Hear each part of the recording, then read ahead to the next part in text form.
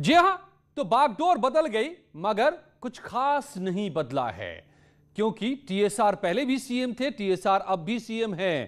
पहले थे त्रिवेंद्र सिंह रावत कल तक, और आज तीरथ सिंह रावत बनने जा रहे हैं। मगर इस बीच क्या क्या बदल जाएगा, इस बदलाव से ये क्या क्या मायने हैं, तीरथ सिंह को तीरथ राज लाने के पीछे की क्या क्या वजह हैं और इससे हासिल क्या क्या होगा, इन सारी बातों को मैं समझूंगा, क्योंकि वो वक्त आ गया है जब होनी है ताजपोशी।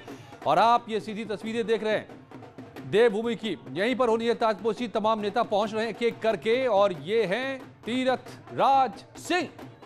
तो देवभूमि में आज से तीरथ राज और तीरथ को ताज पहनाने की तैयारी भी, उनको जैसी जानकारी मिली तो सब लोग बधाई देने पहुंच गए। देवभूमि में जश्न सा माहौल सा बन गया, सम्मान करने भी तीरथ के सब पहुंचे। तो शपथ ग्रहण समारोह के लिए तैयारियां भी यहां पर हैं, और इन सब के बीच में तीरथ राज सिंह न्यूज़ 18 के सामने आए, एक्सक्लूसिव बातचीत की और बताया कि उनको यकीन नहीं होता कि वो भी कभी सीएम बन सकते हैं, ऐसा उन्होंने सोचा नहीं था।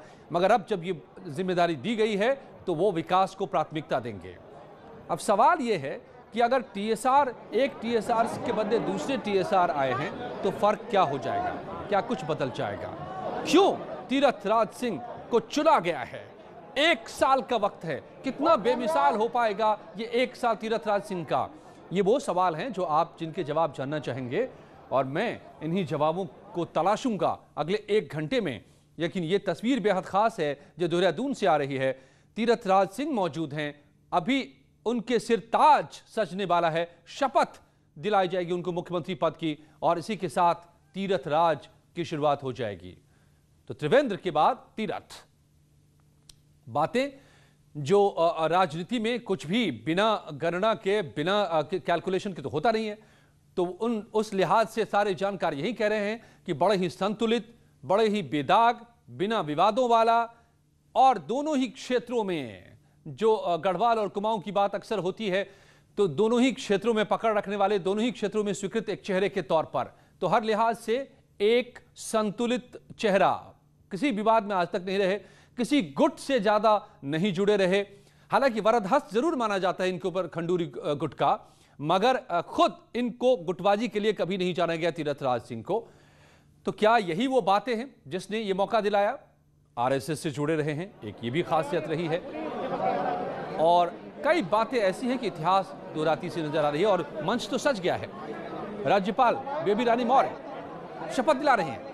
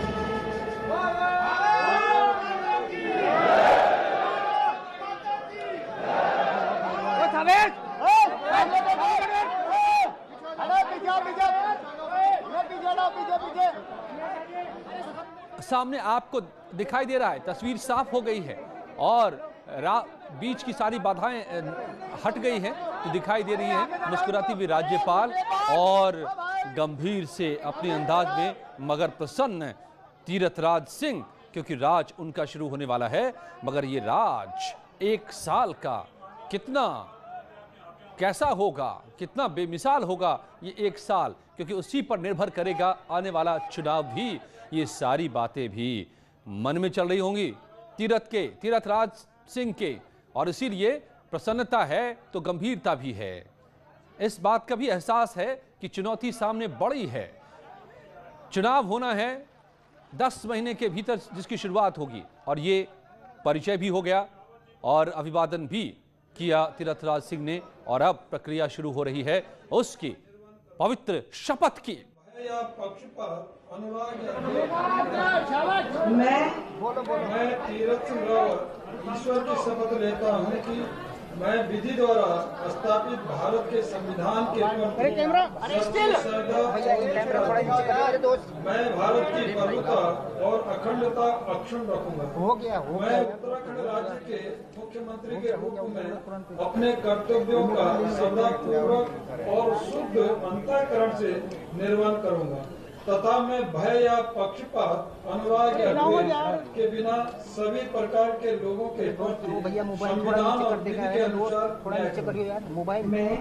मैं तीरथ सिंह रावत ईश्वर की शपथ लेता हूँ कि उत्तराखंड राज्य के मुख्यमंत्री के रूप में मेरे विचार के लिए लाया जाएगा अथवा मुझे ज्ञात होगा उसे किसी व्यक्ति या व्यक्तियों को तब के सिवाय जबकि ऐसे मुख्यमंत्री के रूप में अपने कर्तव्यों के सम्यक निर्वहन के लिए ऐसा करना अपेक्षित हो, मैं प्रत्यक्ष अथवा अप्रत्यक्ष रूप से संसूचित या प्रकट नहीं करूंगा।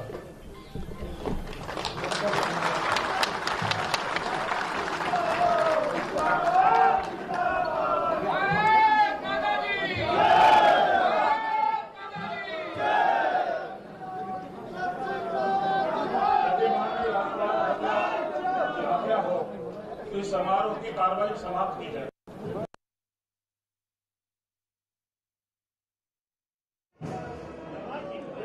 जी हां, तो बन गए मुख्यमंत्री। शपथ, पवित्र शपथ संविधान की ले ली।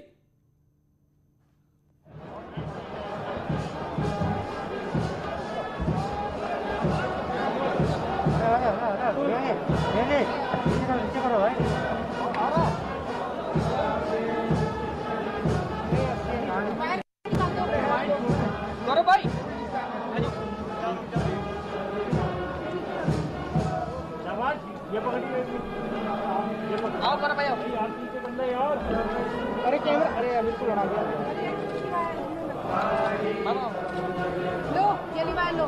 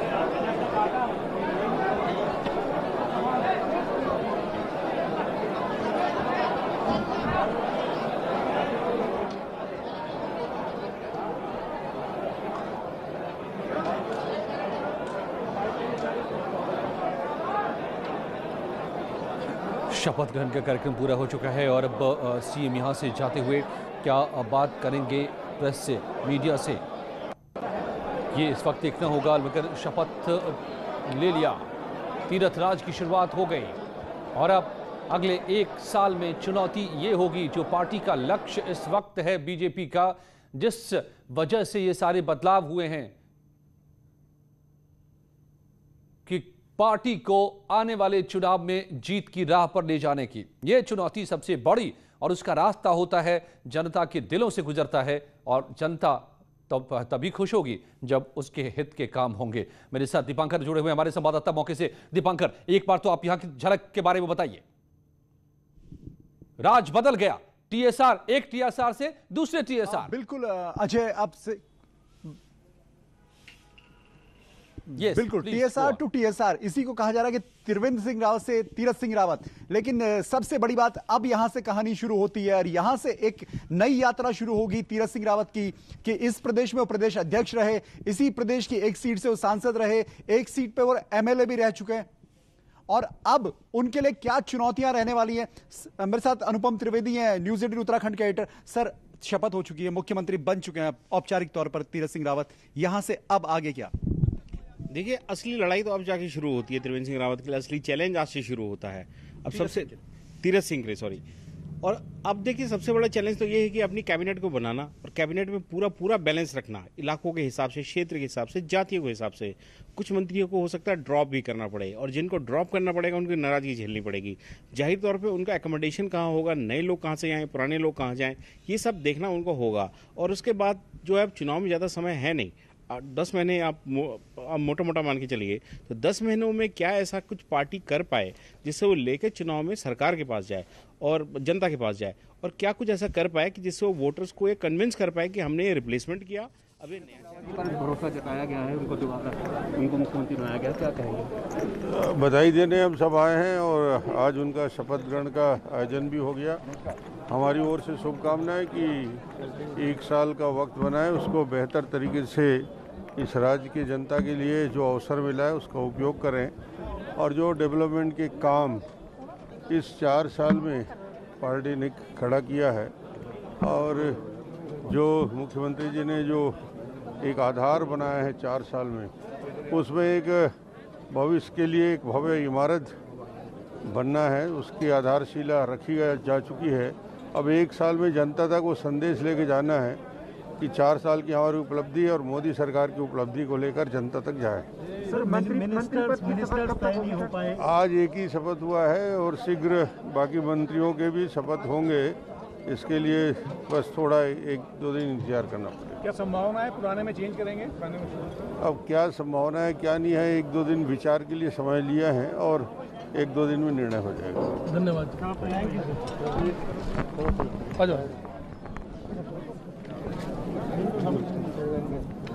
जी, तो अब 4 साल में जो काम हुए हैं उसको आगे बढ़ाना और उन कामों को जनता तक ले जाना, ये जो टारगेट दिया गया है, जो लक्ष्य दिया गया है सीएम को, इसका भी जिक्र कर दिया रमन सिंह ने। छत्तीसगढ़ के पूर्व मुख्यमंत्री, राष्ट्रीय उपाध्यक्ष बीजेपी के हैं और ऑब्जर्वर के तौर पर यहां मौजूद हैं। मेरे साथ गरिमा दसोनी, प्रवक्ता कांग्रेस से जुड़ी हैं, और मोहन काला, यूकेडी के नेता, मेरे साथ जुड़े हुए हैं। गरिमा जी, तो कुछ नहीं बदला, आप कल इतना परेशान थी, देखिए एक टीएसआर के बदले दूसरे टीएसआर को ला दिया बीजेपी ने, क्या बदला? सब कुछ वैसा ही चलेगा और आगे बढ़ेगा, यही तो हुआ है, यही तो कह रहे थे। देखिए, ये उत्तराखंड का, मैं इसको उत्तराखंड का दुर्भाग्य ही कहूंगी कि आपने चेहरा बदल दिया, मोहरा बदल दिया, लेकिन नाम भी वही है, राशि भी वही है, और पता नहीं क्या ये जादू की छड़ी घुमाएंगे कि राम राज्य आ जाएगा उत्तराखंड के अंदर। इनको अगर नेतृत्व परिवर्तन ही करना था तो ये करते ना, आर्थिक व्यवस्था, हमारी आर्थिकी में परिवर्तन करते, ये हमारे बेरोजगार युवाओं के तकदीर में परिवर्तन करते, ये विकास दर में परिवर्तन करते, ये प्रति व्यक्ति आय में परिवर्तन करते, ये महिला की सुरक्षा की दृष्टि से परिवर्तन करते, ये किसानों की दुर्दशा में परिवर्तन करते। कम से कम परिवर्तन करना ही था, एक नेतृत्व परिवर्तन। ऐसा लग रहा है भाजपा का शौक बन गया है, भाजपा के वहां फैशन बन गया है। ऐसा नहीं हो रहा है। जनता चाहे अल्पमत दे, चाहे प्रचंड बहुमत आपको दे, आपने मुख्यमंत्री बदलना ही बदलना है। बात करिए गरिमा जी, पहली बार ऐसा हुआ है जब से मोदी जी और अमित शाह जी हैं नेतृत्व में, तब से पहली बार ऐसा हुआ है कि कोई सीएम का चेहरा बदल गया हो, पद पर रहते जिसके हटाया गया हो। ये पहली बार हो रहा है, तो ये शौक नहीं कह सकते। मैं उत्तराखंड के लिहाज से बात कर रही हूं, मैं मोदी जी और शाह जी के लिहाज से बात नहीं कर रही। उत्तराखंड की नियति ऐसी है कि 5 साल के अपने कार्यकाल में इन्होंने 3 बार मुख्यमंत्री 7 से 12 में बदल दिया। इन्होंने केवल 2 साल की अपनी अंतरिम सरकार में 2 बार मुख्यमंत्री बदल दिया। ये प्रदेश के 10वें मुख्यमंत्री हैं जो शपथ ले रहे हैं, और 3, 10 में से 3 यही तो मेरी शिकायत रहती है कि हर चैनल में जाओ तो कहा जाता है कि कांग्रेस और भाजपा एक थैले के चट्टे बट्टे हैं। हमारा कार्यकाल बराबर रहा है 10-10 साल, लेकिन हमने मात्र 3 बदले हैं, इन्होंने 7 बार मुख्यमंत्री इस प्रदेश पर तोप दिया है। जी जी, मोहन काला जी उत्तराखंड यूकेडी से हैं, संघर्ष करती रही है, करने वाले लोग हैं, लेकिन ये तो मानेंगे मोहन काला जी कि अच्छे व्यक्ति हैं तीरथ राज सिंह, बड़ा ही भद्र व्यक्ति हैं, बड़े ईमानदार रहे हैं, कोई कहीं इन सवाल नहीं इनके करियर में है, ये तो मानेंगे आप? सबसे पहले मैं तीरथ सिंह रावत जी को बहुत बहुत बधाई देना चाहूंगा, और इसका मुख्य कारण ये भी रहा है कि त्रिवेंद्र सरकार नाकाम रही है, और ये नाकामी बहुत पहले से रही है। और 1 तारीख मार्च को हमने गैरिसैंण में प्रदर्शन किया था, हमारी मांगे थी, बहुत सारी मांगे थी, और उसको लेकर के हम लोग चले थे गैरिसैंण में और भराड़ीसैंण में। जिस तरह से हमारे लोगों के ऊपर, उत्तराखंड क्रांति दल के लोगों के ऊपर इन्होंने डंडेबाजी की थी, और हमने ये भी कहा था कि इसकी जिम्मेदारी केवल और केवल मुख्यमंत्री भाजपा सरकार के ऊपर है, और इसको लेकर के त्रिवेंद्र सिंह रावत को रिजाइन करना चाहिए, इस्तीफा देना चाहिए। उन्होंने इस्तीफा दिया। तो आज आप खुश हैं ना फिर? तो तीरथ सिंह रावत जी का कि उन्होंने कल रिजाइन कर दिया, अब तीरथ राज आ गया, अब तीरथ सिंह रावत जी आ गए उसमें। नहीं, आप खुश है ना? तो ये मोहन काला जी, आप खुश है ना?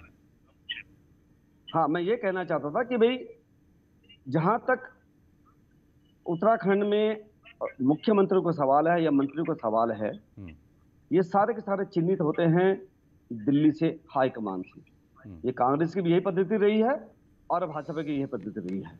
ये सही मायने में उत्तराखंडियों के द्वारा चिन्हित या उनके साथ सिलेक्टेड कोई भी कैंडिडेट रहता नहीं है।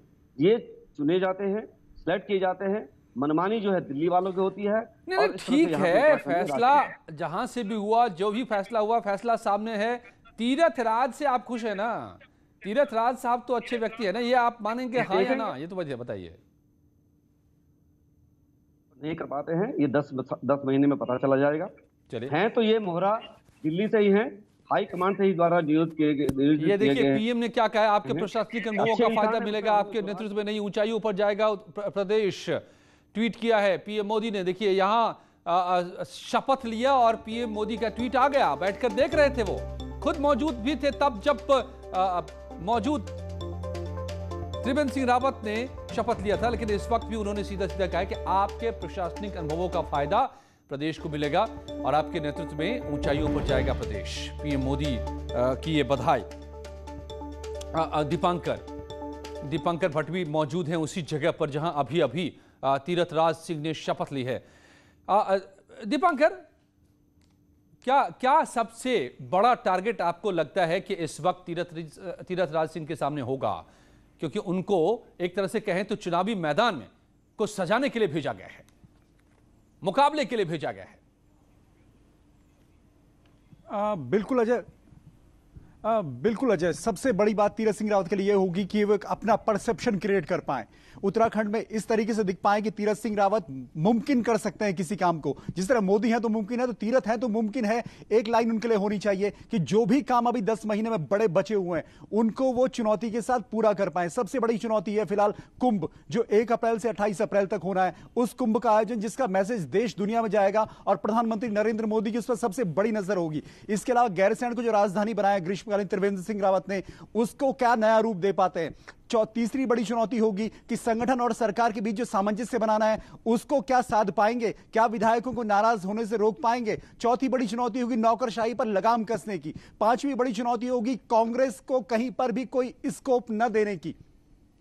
छठी बड़ी चुनौती होगी जनता को अपने साथ जोड़कर चलने की। सातवीं बड़ी चुनौती होगी कि जो विकास के काम चल रहे हैं विधायकों के लेवल पर या राज्य सरकार के लेवल पर, वो आगे बढ़ते रहे। आठवीं बड़ी चुनौती होगी केंद्र और राज्य के बीच सामंजस्य बैठाने की। नवीं बड़ी चुनौती होगी खुद को जमीन पर प्रूव करने की कि बतौर मुख्यमंत्री मैं क्या कर पाऊंगा और क्या मैं कर पाया, ये 2022 के शुरुआत में उनसे पूछा जाएगा। और 10वीं बड़ी चुनौती होगी कि प्रधानमंत्री नरेंद्र मोदी के भरोसे पर खरा उतरने की, क्योंकि 2022 का चुनाव प्रधानमंत्री नरेंद्र मोदी के नाम पर होगा और तीरथ सिंह रावत के नाम पर होगा। तो ये 10 बड़ी चुनौतियां हैं जिनका तीरथ सिंह रावत को पार पाना होगा यहां पर। अजय,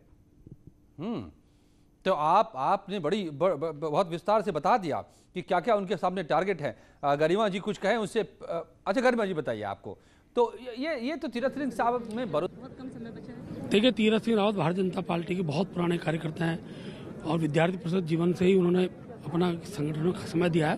बड़ी प्रशंसा कार्यकर्ताओं को, खास तौर पर जो बहुत उनसे जुड़े हुए जो कार्यकर्ता हैं और दल के अंदर छोटे परिवार के कार्यकर्ता को सम्मान दिया जाता है। इस भाव के साथ कार्यकर्ता नया जोश स्थापित होगा और भविष्य के अंदर हम और अच्छे बहुमत से सरकार बनाएंगे। मंत्रिमंडल विस्तार की भी बातें कही जा रही थी, तो देखिए अभी मुझे लगता है 5-7 दिन के अंदर कुछ रिजल्ट आएगा, वो भी नेतृत्व तय करेगा। जो भी होगा, मुख्यमंत्री जी अब हमारे बन गए हैं, मुख्यमंत्री चर्चा के बाद जो भी होगा तो रूप से विस्तार भी होना ही होना है। डिप्टी सीएम की भी बातें कही जा रही थी, तो अब देखिए विषय केंद्र का है, राज्य की परिस्थितियों को देखते हुए केंद्र किस रूप में विषय को लेता है वो समय के साथ दिखाई देगा। अभी यह है कि मंत्रिपरिषद विस्तार होना ही होना है। बहुत धन्यवाद। गरिमा जी, तो विधायक जी की बात आप सुन रहे थे, महेंद्र भट्ट साहब बोल रहे थे, बीजेपी के विधायक। बताइए, तो ठीक है, मतलब आपके लिए तो अच्छा है ना, अगर आपको लगता है कि गार्ड ऑफ चेंज जो ये है, चेंज ऑफ गार्ड, तो वो आपके फायदे में होगा। मगर दीपांकर कह रहे हैं कि ऐसा करने नहीं देंगे आपको तीरथ राज सिंह। नहीं, मैं अजय जी यही कहना चाह रही हूँ आपसे कि कांग्रेस पार्टी इस बात की मोहताज नहीं थी कि भाजपा के वहां सिर्फ फुटअव्वल हो, धड़ेबाजी हो और फिर कांग्रेस पार्टी जो है उनके निकम्मेपन की वजह से सत्ता में आए। हम अगर सत्ता में आए, हम अपने सुशासन की वजह से आएंगे। आज उत्तराखंड की जनता, उत्तराखंड के वृद्ध लोग खून के आंसू रो रहे हैं। आपके सिर्फ फुटअव्वल की वजह से बीजेपी आ गई थी पिछली बार, तो हमारी पेंशनों को है। मैं आपको बताना चाहती हूँ, भाजपा आई इनके लच्छेदार भ्रामक बातों से। इन्होंने कहा आप प्रचंड बहुमत दो, डबल इंजन दो, हम शक्लो सूरत बदल देंगे, हम काया पलट कर देंगे उत्तराखंड का। हो तो गया काया पलट। हमारी 3 बेटियों की अस्मिता लूट ली इनके नेताओं ने। हमारे 17 किसानों ने आत्महत्या कर ली। यहाँ हमारा पंडा पुरोहित देव स्थानम बोर्ड के गठन से देवभूमि कहा जाता है, तपोभूमि कहा जाता है उत्तराखंड को। अरे क्या बात करिए, चलते चलते कल टीएसआर त्रिवेंद्र सिंह रावत आंदोलन करने पहले वाले TSR यही बोल के गए कि हमने महिलाओं के लिए काम किया, हमने बेटियों के लिए काम किया, बेटियों को हक दिलाया पैतृक संपत्ति में। आप कह रही हैं कि महिलाओं के साथ क्या हुआ? इसी पर बात कर लेते हैं ना, इसी पर बात कर लेते हैं ना अजय जी। वो उन्होंने अपनी स्पीच में कहा कि त्रिवेंद्र के छोड़े हुए कामों को पूरा करूंगा। और पूरा घटनाक्रम जिस तरीके से रहा, तो अब नई चुनौती, नई चैलेंजेस। देखो, तीरथ जी के मुख्यमंत्री के शपथ लेते ही पूरे प्रदेश में, जनता में, कार्यकर्ताओं में बहुत उत्साह है। आज यहाँ पर कार्यक्रम में भी जो उत्साह दिखाई दे रहा है वो निश्चित रूप से जो तीरथ भाई का अपना राजनीतिक अनुभव है, जो उनको संसदीय अनुभव है, जो संगठन का अनुभव है, उसका लाभ आने वाले 2022 के विधानसभा चुनाव में मिलेगा, जिसे भारतीय जनता पार्टी की 2/3 बहुमत की सरकार बनेगी। मंत्रिमंडल विस्तार की चर्चा, मंत्रिमंडल का विस्तार माननीय मुख्यमंत्री जी का अधिकार क्षेत्र है और केंद्रीय नेतृत्व के हिसाब से ही मंत्रिमंडल का विस्तार होगा और जब भी तय होगा केंद्रीय नेतृत्व के पर भी निर्भर है। एकदम से नया नाम आया तीरथ सिंह रावत जी का। तीरथ जी कोई नया नाम नहीं है, चर्चाओं में नहीं था ना। चर्चाओं में ये भारतीय जनता पार्टी है ना, यहाँ तो पता नहीं चलता है कि क्या है, चर्चा में कौन है, कैसा है, सब यहाँ तो बात छन कर जाती है। और छन कर तो जो है छन्नी तीरथ जी के ऊपर रुक गई होगी, तो उसी का नाम आया।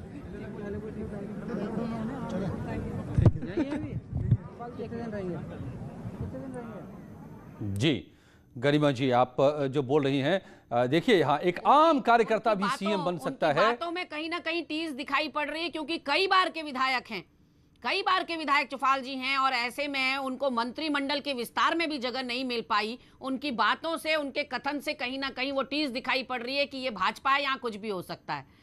छन्नी शायद तीरथ सिंह रावत के ऊपर आकर टिक गई, वो ऐसा कहना चाह रहे हैं। और अभी भी लालायित दिख रहे हैं कि शायद आखिरी 10 महीने में ही सही मुझे मंत्रिमंडल में शामिल कर लिया जाएगा, ऐसा दीपांकर कुछ कहना चाह रहे हैं, मानना है। दीपांकर, मोहन जी आ रहा हूं।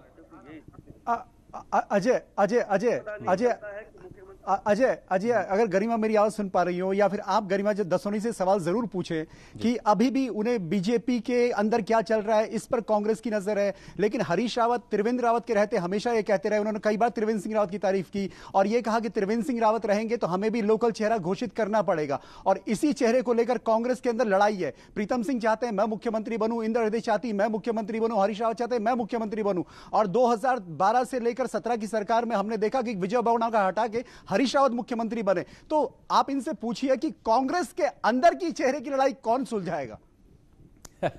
और अंतहीन लड़ाई। बहुत बढ़िया सवाल दीपांकर भाई, बहुत ही बढ़िया सवाल किया आपने। अजय जी, मैं जवाब दे दूं दीपांकर भाई का? हाँ, मैं लगे हाथ ये बताता चलूं कि राज्यसभा सांसद अनिल बलूनी ने भी बधाई दे दी है। कई बातें आती रहती हैं पर्दे के पीछे से, लेकिन बधाई सामने आ गया है। बोलिए गरिमा जी, मतलब ये कांग्रेस की खिचड़ी तो पकती नहीं। दीपांकर भाई इस बार सुनिए, मुझे लगता है दीपांकर भाई इस बार जरा चूक कर गए, वो राजनीतिक समझ के मामले में थोड़ा पीछे रह गए, क्योंकि जितने भी हरीश रावत जी ने बधाइयां या बढ़ाइयां की थी त्रिवेंद्र रावत जी की, कटाक्ष और यथार्थ में फर्क होता है, वो शायद समझ नहीं पाए।